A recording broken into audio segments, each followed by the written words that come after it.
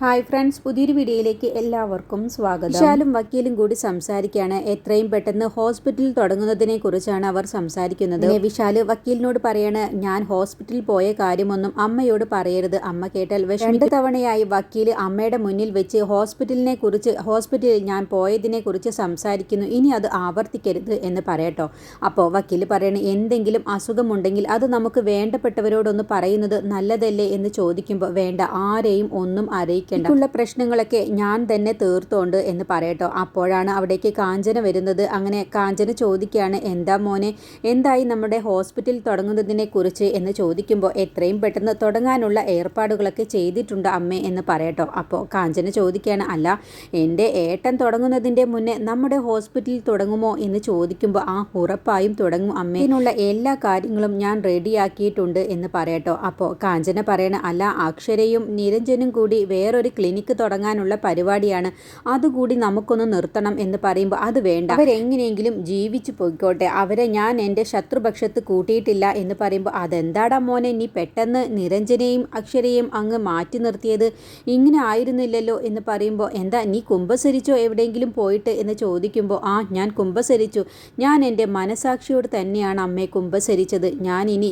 ചില നല്ല കാര്യങ്ങളൊക്കെ ചെയ്യാമെന്നാണ് കരുതുന്നത്, നമുക്ക് കഴിയുന്നത് പോലെ മറ്റുള്ളവരെ സഹായിക്കണം എന്നാണ് ഇപ്പോൾ എൻ്റെ മനസ്സിലുള്ളത് എന്ന് പറയട്ടോ. അത് കേൾക്കുമ്പോൾ കാഞ്ചന തന്നെ അങ്ങ് അതിശയിച്ചു പോവുകയാണ്. ഇപ്പോൾ പെട്ടെന്ന് എന്താ ഒരു ബോധോദയം വന്നത് എന്നുള്ള ഭാവത്തിലോട്ടോ. അങ്ങനെ നമ്മുടെ ക്ലിനിക്ക് തുടങ്ങിക്കഴിഞ്ഞാൽ നമുക്ക് നല്ല പൈസ വാങ്ങണം രോഗികളുടെ അടുത്ത് നിന്നും എന്ന് പറയുമ്പോൾ, അത് വേണ്ട, ഞാനൊരു സഹായം പോലെയാണ് ക്ലിനിക്ക് തുടങ്ങുന്നത്, നമുക്ക് ദുഷിച്ച ചിന്തകളൊന്നും വേണ്ട അമ്മേ എന്ന് പറയട്ടോ. കാഞ്ചന ചോദിക്കുകയാണ്, ഇത് എന്തു പറ്റിയടാ നിനക്കെന്താ ഒരു പ്രത്യേകതയുണ്ടല്ലോ, പിന്നെ നീ നിരഞ്ജനെയൊക്കെ ഒഴിവാക്കാൻ കാരണം എന്താണ് ഉണ്ടായത് എന്ന് ചോദിക്കുമ്പോൾ, ഒന്നും ഉണ്ടായിട്ടില്ല അമ്മേ, എൻ്റെ മനസ്സിൽ അങ്ങനെ ഒരു ചിന്തയാണ് ഇപ്പോൾ ഉള്ളത്, എനിക്ക് നിരഞ്ജൻ ഒരു ശത്രുതയും ചെയ്തിട്ടില്ല, പിന്നെ എന്തിനാണ് ഞാൻ അയാളെ ഉപദ്രവിക്കുന്നത് എന്ന് ചോദിക്കുകയാണ്.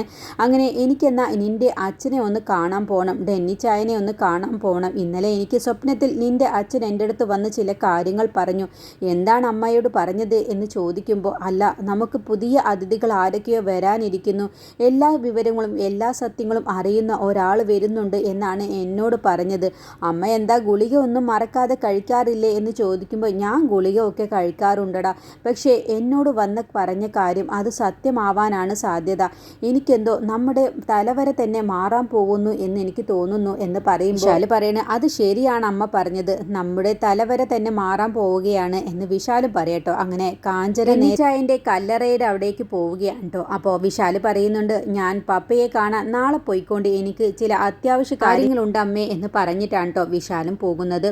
പിന്നീട് നിത്യയുടെ റൂമിലേക്ക് ദേവിക വരികയാണ്. അപ്പോൾ നിത്യയുടെ കൈയൊക്കെ മസാജ് ചെയ്ത് കൊടുക്കുകയാണ് മെലിൻ. എന്നിട്ട് പറയാണ്, ഒരാഴ്ചക്കുള്ളിൽ തന്നെ നിത്യയ്ക്ക് നല്ല മാറ്റം ഉണ്ടാവുമെന്ന് എനിക്ക് ഉറപ്പുണ്ട്, കൈയൊക്കെ ഇപ്പോൾ ഒരുപാട് അയഞ്ഞിട്ടുണ്ട് എന്ന് പറയട്ടോ. അത് കേൾക്കുമ്പോൾ ദേവികയ്ക്ക് ഒരുപാട് സന്തോഷമാവാൻ കേട്ടോ. എന്നിട്ട് ദേവിക പറയാണ്, നിത്യയുടെ റൂമിൽ നിന്നും എവിടേക്കും പോവരുത്, ഇപ്പോൾ അപകടങ്ങളൊക്കെ പതിയെ ഇരിക്കുന്നത് ഇന്നലത്തോടു കൂടി നമുക്ക് മനസ്സിലായതല്ലേ, അതുകൊണ്ട് ഞാൻ പുറത്തേക്ക് പോവുകയാണ്, എനിക്കിപ്പോൾ ജോലി അത്യാവശ്യമായി കിട്ടിയേ മതിയാവൂ, അതുകൊണ്ടാണ് ഞാൻ ജോലി അന്വേഷിച്ച് പോവുകയാണ് മെലിൻ, നിന്നെ നിത്യയെ ഏൽപ്പിച്ചിട്ടാണ് ഞാൻ പോകുന്നത് എന്ന് പറഞ്ഞിട്ടാണ് കേട്ടോ ദേവിക പോവാൻ നിൽക്കുന്നത്. അങ്ങനെ നിത്യയോട് പറയണ്, മോൾ ഒന്നുകൊണ്ടും പേടിക്കേണ്ട, മെലിൻ നിന്നെ നല്ലതുപോലെ നോക്കിക്കോളും, ചേച്ചി പോയിട്ട് പെട്ടെന്ന് വരാമെന്ന് പറഞ്ഞു പോവാട്ടോ. ആ സമയത്ത് നിത്യയുടെ കണ്ണിൽ നിന്നും കണ്ണുനീര് വരികയാണ്. ദേവികയുടെ ആത്മാർത്ഥത കാണുമ്പോൾ, അങ്ങനത്തെ ഏട്ടത്തിയാണല്ലോ ഞാൻ ഒരുപാട് ഉപദ്രവിച്ചത് എന്നുള്ള ഭാവത്തിലാണ് കേട്ടോ നിത്യ ദേവികയെ ദയനീയമായി നോക്കുന്നത്. അങ്ങനെ ദേവിക പോകുന്ന സമയത്താണ് അവിടേക്ക് മുത്തശ്ശിയും പാർവതിയും കൂടി വരുന്നത്. എന്നിട്ട് ചോദിക്കുകയാണ്, എവിടേക്കാണാവോ ദേവിക പോകുന്നത് എന്ന് ചോദിക്കുമ്പോൾ, ഞാൻ അമ്മയോട് കാലത്ത് പറഞ്ഞതാണല്ലോ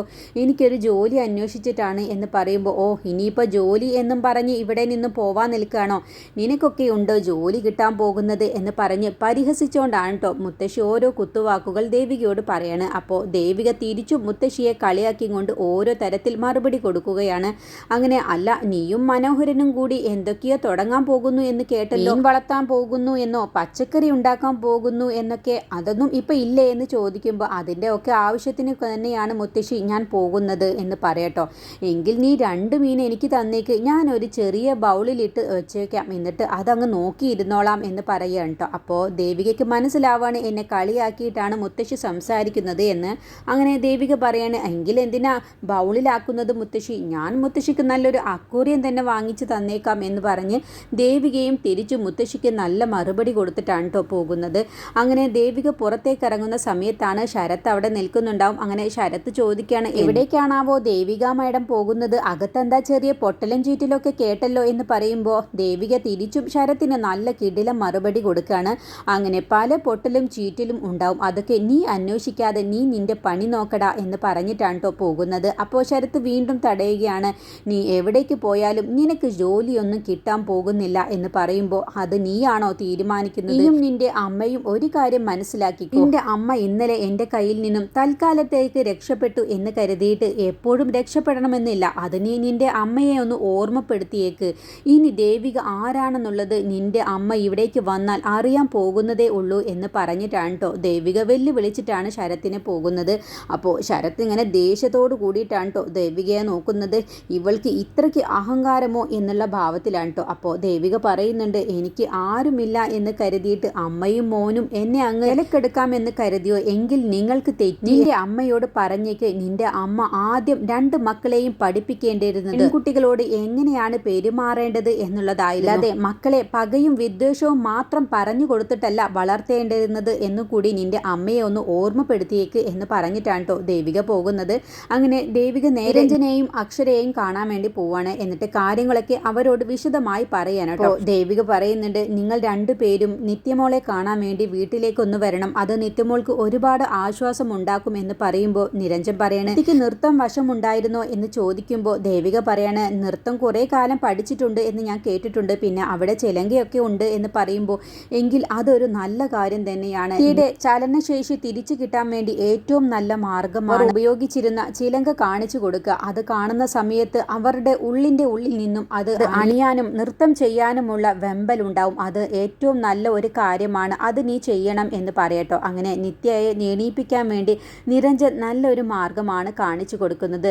ശരത്തിനോടുള്ള പക പോലെ തന്നെയാണ് നിത്യയ്ക്ക് ശരത്തിനെ കാണുമ്പോൾ എത്രയും പെട്ടെന്ന് ശരത്തിൻ്റെ കള്ളത്തരം എല്ലാവരെയും അറിയിക്കണം എന്നുള്ള ഒരു വെമ്പലുണ്ടാവും. അതുപോലെ തന്നെയാണ് നിത്യയ്ക്ക് നൃത്തം ചെയ്യാനും തോന്നുന്നത്. അതുകൊണ്ട് നീ ചിലങ്കയൊക്കെ കാണിച്ചു കൊടുക്കണം എന്നൊക്കെ പറയട്ടോ. അതിൻ്റെ സൗണ്ടൊക്കെ നിത്യയെ കേൾപ്പിക്കണം എന്ന് പറഞ്ഞു കൊടുക്കുകയാണ്. അങ്ങനെ ദേവിക തിരിച്ച് വീട്ടിലേക്ക് പോകുന്ന സമയത്താണ് മനോഹരൻ്റെ കോള് വരുന്നത്. അങ്ങനെ മനോഹരനോട് കാര്യങ്ങളൊക്കെ പറയട്ടോ. അങ്ങനെ തിരിച്ച് വീട്ടിലേക്ക് പോവുകയാണെന്ന് പറഞ്ഞ് ഫോൺ വെക്കുകയാണ്. അപ്പോഴാണ് ദേവികയുടെ പുറകിൽ നിന്ന് പ്രഭാവതി പേടിപ്പിക്കുന്ന രീതിയിൽ അങ്ങ് തൊടുകയാണ്.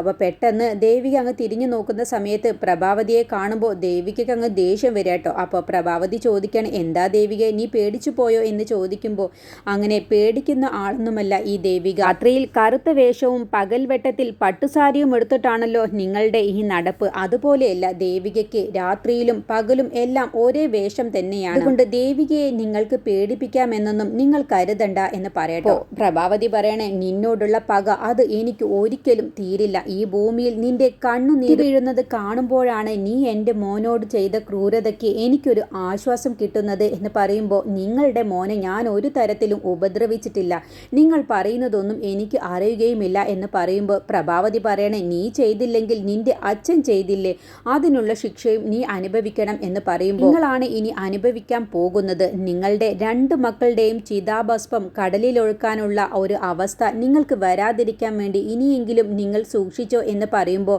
പ്രഭാവതിക്ക് ശരത്തിനെ ഉദ്ദേശിച്ചിട്ടാണ് ദേവിക പറയുന്നത് എന്ന് മനസ്സിലാവട്ടോ. അപ്പോൾ എടി എന്നങ്ങ് പറയും, നിങ്ങൾക്കും നിങ്ങളുടെ മകൻക്കും എന്നെ ഒന്നും ചെയ്യാൻ കഴിയില്ല എന്ന് പറയട്ടോ. ആരെ കണ്ടിട്ടാടി നീ ഇങ്ങനെ കിടന്ന് തുള്ളുന്നത്? ആ മനോഹരൻ കണ്ടിട്ടോ, അതോ നിരഞ്ജൻ ഡോക്ടറെ കണ്ടിട്ടോ, അതോ നിന്റെ ആ വക്കീലിനെ കണ്ടിട്ടോ എന്ന് ചോദിക്കാനുണ്ട്. എനിക്ക് ഇന്നലെ എൻ്റെ കയ്യിൽ നിന്നും കിട്ടിയതൊന്നും പോരെ, മുറിവൊക്കെ ഉണങ്ങിയോ എന്നും ചോദിച്ച് ദേവികയുടെ കവളൊക്കെ നോക്കുകയാണ്. അപ്പോൾ ദേവിക പ്രഭാവതിയുടെ കൈ അങ്ങ് തട്ടി മാറ്റാണ്. പ്രഭാവതി ദേവികയെ വെല്ലുവിളിച്ച് പോകുന്ന സമയത്ത് ദേവിക പ്രഭാവതിയെയും തിരിച്ചു വെല്ലുവിളിക്കാണ്.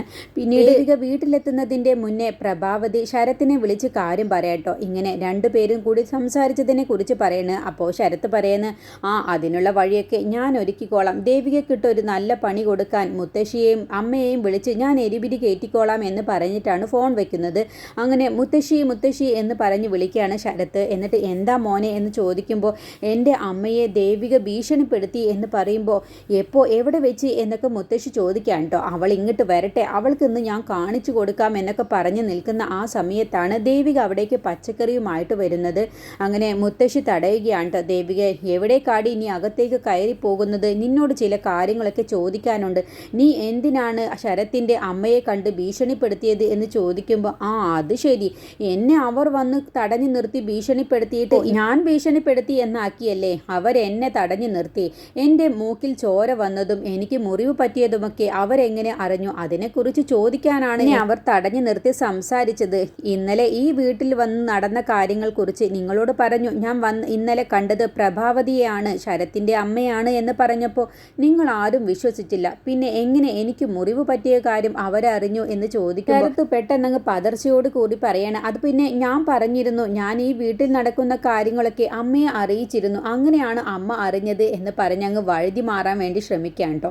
അപ്പോൾ ദേവിക വീണ്ടും ശരത്തിനെയും പ്രഭാവതിയെയും കുറ്റപ്പെടുത്തി സംസാരിക്കുമ്പോൾ പാർവതിയും മുത്തശ്ശിയും ഒന്നും അത് വിശ്വസിക്കുന്നില്ല. അങ്ങനെ മുത്തശ്ശി, നീ ജോലിക്കാണെന്നും പറഞ്ഞ് ഇവിടെ നിന്നും ഇറങ്ങുന്നത് ഗുണ്ടായിസം കാണിക്കാനാണല്ലേ എന്നും പറഞ്ഞ് ദേവികയുടെ കയ്യിലുള്ള പച്ചക്കറി എടുത്ത് മുറ്റത്തേക്ക് വലിച്ചെറിയാൻ കേട്ടോ മുത്തശ്ശി. അത് കാണുന്ന സമയത്ത് ദേവികയ്ക്ക് ഒരുപാട് സങ്കടം വരികയാണ്. അപ്പോഴത്തേക്കും മനോഹരൻ ഇനി അവിടേക്ക് വരും. അങ്ങനെ ദേവിക ആ പച്ചക്കറിയൊക്കെ അവരിലേക്ക് പെറുക്കിയിടുന്ന സമയത്താണ് മനോഹരന്റെ വരവുണ്ടാവുക. അങ്ങനെ മനോഹരൻ മുത്തശ്ശിയെയും പാർവതിയെയും ശരത്തിനെയും മറുപടി കൊടുത്ത് അവരെ അടക്കി നിർത്തുന്നുണ്ട്.